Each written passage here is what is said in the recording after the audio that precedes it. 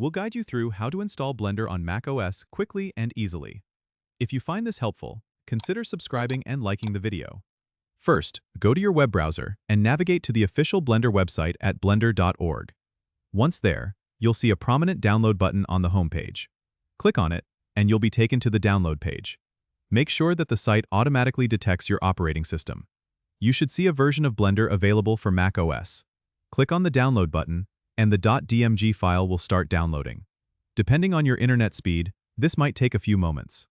Once the download is complete, go to your Downloads folder and double-click the blender.dmg file.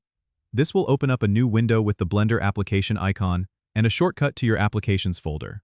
Simply drag and drop the Blender icon into the Applications folder to begin the installation. After the copying process is complete, you can close the window. Now, go to your Applications folder and locate Blender. Double-click to open it for the first time.